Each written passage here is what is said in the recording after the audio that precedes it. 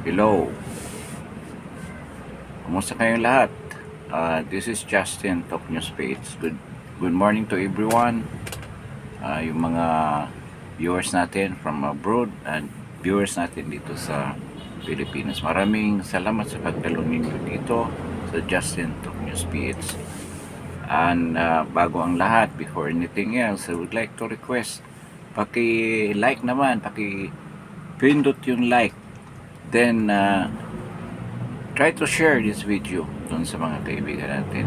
At of course, subscribe to this channel para medyo lumago naman ng konti itong channel na to. Kahit pa isa-isa lang, okay lang yan. Then, if you have time to press that notification bell para naman kung meron tayong bagong ilalabas na mga broadcast, ma-notify kayo kagad. So, this morning, the aftermath nung birthday celebration ni BP Sara sa The Hague, yan ang pag-usapan natin. At particularly doon sa kinandak niya na press conference. Actually, that press conference was arranged by the Office of the Vice President. At merong mga international media na sumama sa mga pagtatanong doon sa press conference na yon. Yun ang i-discuss natin. Then, mga other topic natin, itong meron mga statement si Mayor Basti, Vice Mayor Basti Duterte na correlated dito sa topic natin. In another episode, di-discuss natin yung medyo maraming mga pronouncements si Vice Mayor Basti doon sa The Hague. At medyo galit na galit siya sa panahon na yon. So, yung tungkol sa press conference, talagang intended yun para to explain the side of BP Sara with regard to the impeachment case. Kasi marami nagsasabi, bakit hindi mo sinasagot? Ito na yung isa sa mga panahon na talagang sinagot niya, lalo na palapit na ang impeachment trial na magsimula sa June 11. So, sinagot niya yon doon sa press conference na yon. Meron nagtatanong, I think they belong to an international media group tungkol sa impeachment at yung mga inequities, yung mga pagkukulang doon sa side ng prosecution, ang mga violations na ginawa nila against sa sarili nilang roles ay hina-highlight ni BP Inday Sara doon. Tulad ng yung intention nila in aid of legislation doon sa confidential fund niya, na yun naman ang dinikdik nila dyan na dahilan dito sa impeachment case. Sinabi ni BP Sara, if in aid of legislation ang intensyon ng House of Representatives, dapat hindi lang Office of the Vice President ang tinawag. Dahil halos lahat ng mga agencies sa ating pamahalaan, lalo na ang executive at ang Office of the President, ay mayroong napakataas na intelligence or confidential fund.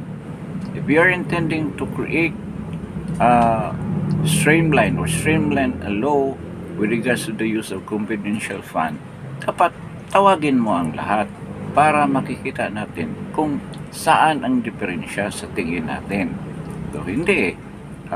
The Office of the Vice President was singled out purposely for political reasons. Yun ang nangyari. Para doon nila hanapin yung ebidensya na hindi nila makikita sa iba. Sa ibang mga hinahanap nila. So, pinilit nila dyan sa confidential fund na sinasabi nila is corruption daw. So, nakikita na ang defense ni VP Sara at laging sinasabi ni VP Inday Sara na talagang nakahanda na ang kanyang defense lawyers with regard to the protection ng defense doon sa karapatan ni VP Sara with regard to this matter. So, maraming beses na natin din-discuss yan regarding sa confidential fund at ang pinaka-highlight natin dito sa topic natin, itong tinanong nga siya, medyo nakakatuwa yung sitwasyon dahil nang tinanong siya, ano masasabi mo doon sa pag-appoint ni PBBM kay Torre? Talagang napakalakas na halakhak ang ginawa ni VP Sara. Talaga natatawa siya. It was a genuine laughter sa side ni VP Sara. Nung tinanong siya ulit, anong masasabi niyo? Ayun na ang sagot ko. Yung tawa ang sagot ni VP Sara. So, kung tayo naman na nakikinig, marami tayong interpretation with regard to that. At ako mismo, sa side ko, talagang nakakatawa din naman. Tama si VP Sara sa actuation niya, sa reaction niya doon sa tanong. Dahil nakakatawa naman talaga ang pag-appoint ni PBBM kay Torre. Bakit? Alam mo naman, si Torre na napaka unreasonable na pagkatao. Talagang hindi niya tinitingnan ang tamang katwiran, ang tamang dahilan sa mga ginagawa niyang bagay at kusa na lang niyang sinusunod kahit alam niya na mali, which is I think against the principle ng isang public servant at isang police at that na doon sa training nila in-calculate sa kanilang mga isipan na talagang dapat sumunod tayo sa batas as a police officer at saka nag-implement ng batas dito sa bansang ito. So, nakakatawa yan. Itong tao na to, ang dami mga bina-violate ng mga batas sa bansa at nakahabla pa. Isasampa pa yung mga kaso dyan sa ombudsman sa mga ginagawa niya pag-kidnap ni kay President Duterte. At yun ang i-appoint mo. I-appoint mo yung ganyang klaseng tao na ang dami mga human rights violation kung titingnan mo ang ginagawa doon sa KOJC. Anong mga ginagawa niya? Napaka-arroganteng tao. The most hated police officer dito sa Pilipinas yan. At napakabilis ng promotion. Kung merong gagawin, ginagantimpalaan ng promotion. In a span of a few months, 2 o 3 promotion ang binigay sa kanya. To the dismay of those who are deserving dyan sa PNP, ang daming magagaling na general dyan na nauuna pa sa kanya at mayroong mahusay na pagganap ng kanilang tungkulin at napakataas ng integridad at talagang very responsible na mga police officers. Unlike dito si Torre, na talagang totoo yung sinabi ni Senator Attorney Panilo na isang bulldog who will follow sa lahat na sasabihin despite the fact na illegal yung ginagawa. Ini-insist niya for his ambition na magiging PNP chief. Masaya ka na ngayon, General Torre, na nagiging PNP chief ka. But merong underlying comment or underlying statement ng mga tao dyan sa pagiging PNP chief mo. At you are the worst PNP chief ever na magkaroon ng Pilipinas. Sorry to say that. Kasi hindi ka pa nga nakaganap ng iyong responsibility as PNP chief tainted na yung image mo, tainted na yung record mo sa mga ginagawa mo, lalo na yung pagiging arrogante mo dyan sa pag-kidnap mo kay President Duterte. At kulang ka sa logic. There's something wrong with your what we call this, psychological status ng pag-iisip mo, ang pagbibigay mo ng desisyon. Hindi lang sa buhay mo siguro, hindi lang sa trabaho mo, baka sa buhay mo, ganun din kagulo ang pagbigay mo ng desisyon dyan sa buhay mo. Kung ganyan ang actuation mo, na para sa'yo, wala nang importante kung hindi ang posisyon, rather than i-recognize kung anong legal at illegal, at talagang i-implement mo ang katotohanan na ito ang dapat gagawin ng isang police officer na tama. So talagang nakakatawa yan. At natawa rin si VP Inday Sara dahil na until now si PBBM is committing mistakes, blunder from one to another, then another blunder, na talagang sa mga sinasabi niya na tama na yung pamumulitika, but ang desisyon na yan is purely for politics, para magagamit mo na naman si Tory sa mga operasyon at suppression, sa mga oposisyon, sa mga susunod niyong aarestuhin na mga lumalaban at nagbigay ng katwiran at nagprotekta ng kanilang mga karapatan dito sa bansang ito. Talagang yan ang the only purpose of PBBM. Bakit niya na-appoint yan si Tory? At hindi niya nakita na ang daming nadismaya dyan sa PNP. Maraming nadismaya, maraming naalpasan ang mga posisyon na matagal na nilang inalagaan, at pagdating sa dulo, hindi rin sila mapupromote dahil na pinapairal na ng Commander-in-Chief ang politika. At ito na nga nangyari sa case ni Tory. Kaya nakakatawa yan. At isa pa, kaya si PBBM nagsasabi ng reconciliation. How can you initiate reconciliation with a PNP chief na maraming nagagalit, maraming atraso sa tao? Talagang lalong magkahati-hati ang tao kung yung PNP chief na yan ang mamumuno dyan sa PNP. So nakikita na natin kaano ka indecisive at mali ang desisyon sa paglagay ng mga tao dyan sa kabinete. Yung mga tinanggal niya, they are all political reasons. Si Guevara dahil na-appoint ni President Duterte at pinaninigan yung paniwala niya na wala talagang jurisdiction ng ICC sa Pilipinas. Then yung sa CHED, si Prospero de Vera, tinanggal din niya yun. Basta appointed ni President Duterte, at yung revamp, regodon lang yun, walang nangyaring katotohanan na pag-ayos ng kanyang kabinete para for an effective functionality doon sa kanyang mga kabinete o sa kanyang mga ahensya na nagbibigay ng mga development projects sa ating bayan. So itong pangyayari na to, nakakatawa talaga, nakakatawa, at yan ay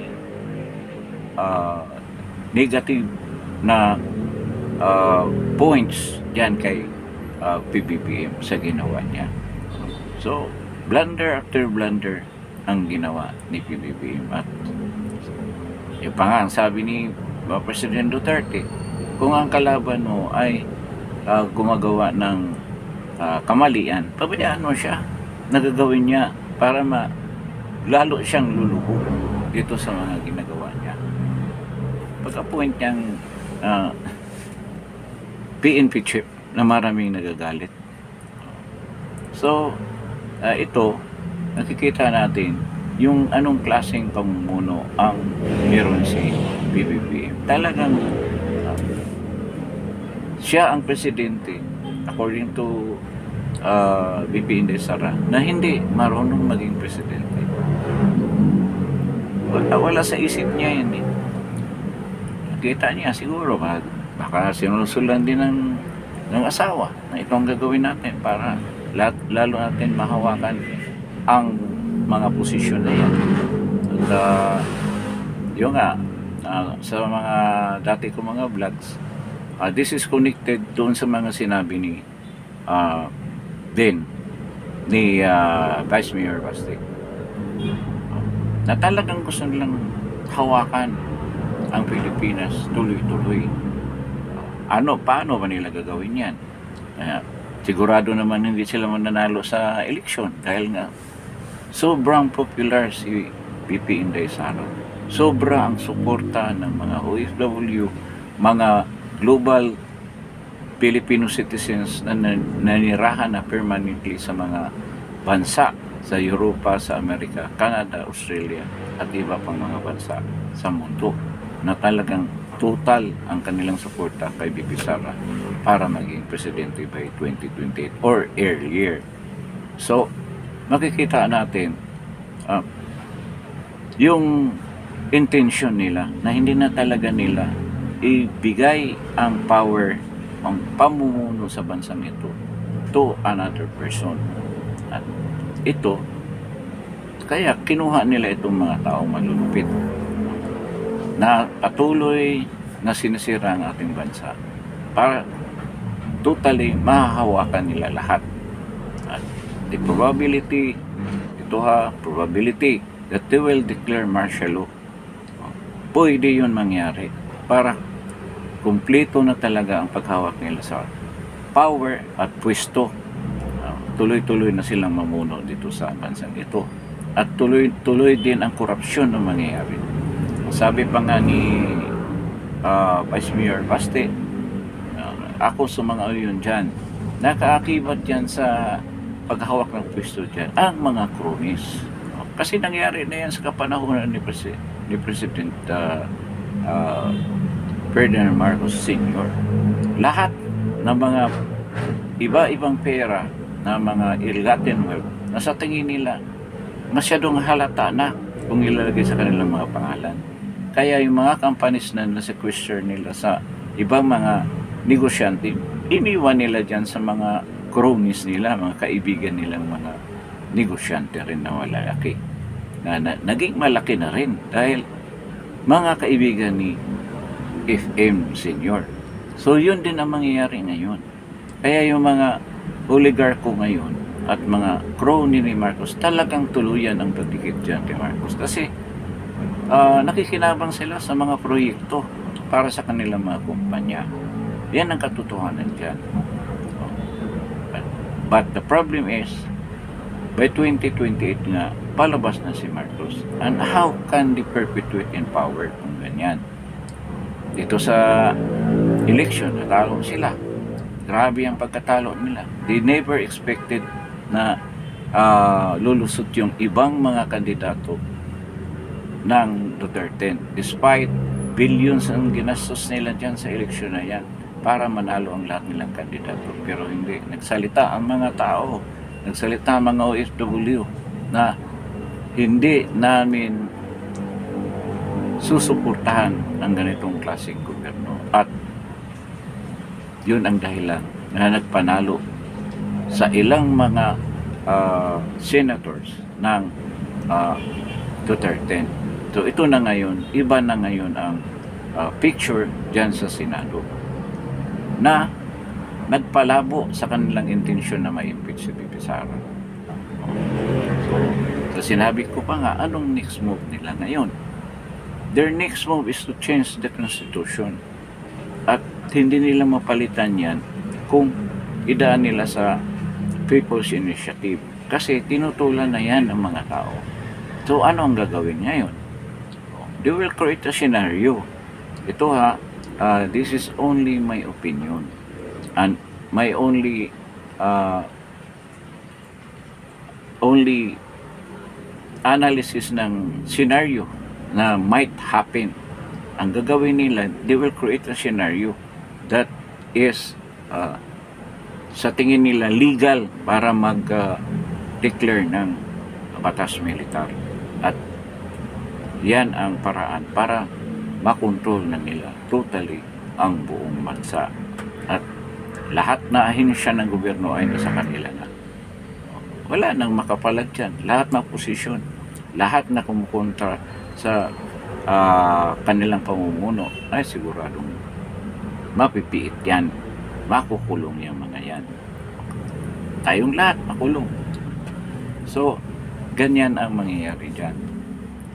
Kung hindi talaga ang mga tao ay pipigil sa ganyang pangyayari sa pamamagitan ng aktibong pagsalungat sa planong gagawin ng ating pamahalaan, sa pamamagitan ng pagsasalita na tayo ay against dyan sa balak nila, against dyan dahil susupilin ang ating karapatan dyan sa gagawin nilang plano na yan. So sana naman hindi yan totoo, and I'm praying na sana maliwanagan itong remaining mga cabinet secretaries na meron namang paraan para mabago natin ang pamahalaan. Nangyari na nung eleksyon, dapat ganun ang paraan. Hindi bloody, kasi once kahit people power, kahit magkaroon ng people power, napakalaking effect niyan sa economy ng Pilipinas, lalo na ang lulubog ng Pilipinas niyan. Nangyari na yun ng kapanahonan ng people power 1. Talagang lumubog ng Pilipinas, kahit na sabihin na bago na yung namumuno. So nandito na tayo sa sobrang kahirapan ng mga karamihan ng mga mamayang Pilipino dahil sa sobrang taas na mga kung mangyari yan, people power na mga tao ang pupunta sa mga streets, or a military takeover, both of them are very destructive. At yan ay napakasama para sa bansa natin. Our economy will tailspin, and a lot of people talagang madagdagan ang kanilang pagtitiis at kahirapan na sinasuffer ngayon. Kaya hindi maganda ang ganyang pangyayari. But dahil na itong administrasyon na to, lahat gagawin. Kung ano mang balak nilang gagawin yan para lang ma-perpetuate sila sa power. Yun ang sinasabi ni Vice Mayor Baste. Gusto talaga nila mag-perpetuate in power. Gusto nila na habang buhay mamumuhay ng masaganang buhay sa pamamaraan ng korupsyon, sa pamamaraan ng paglustay ng kaban ng bayan. Yun ang gusto nila. Kaya dapat nga pigilan natin itong mga pangyayaring ito sa pamamagitan ng hindi madugong paraan. We will voice out our sentiments, lahat na mga reklamo natin, and